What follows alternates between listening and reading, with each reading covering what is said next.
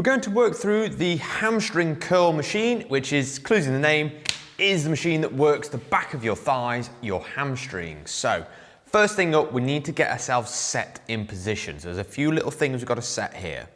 Now, taking a seat, you've got the yellow lever on your right hand side.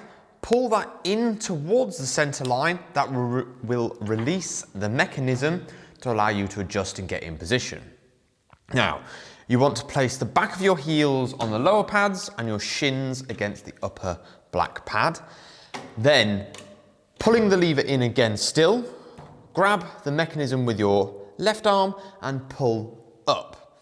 Now, there are range markers on your right hand side. You really want to get as far as possible. So lifting all the way up, ideally to number 3, release your right hand and that will set the machine in position. So after we have set our weights that we want to use, you want to look at your knees and they need to be in line with the circular pivot point on the arm, which is down by your right knee. This machine does have a tendency to pull you forward, so when you set up, your knees can be slightly behind that circle, because as you start working out, it will pull you forward and your knee joint will be in line with the way the machine wants to work.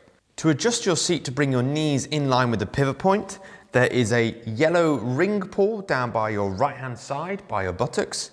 Pull that up and then you can lean back or lean forward to adjust the seat length. And once you've clicked into place, let go of the ring pull, shuffle, and that will reset your knees.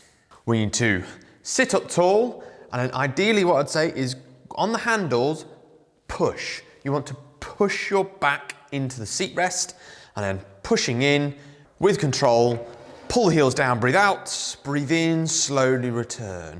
Breathe out, in, slowly return. And when you're done, pull the yellow lever, that will release the mechanism so you can get out nice and comfortably.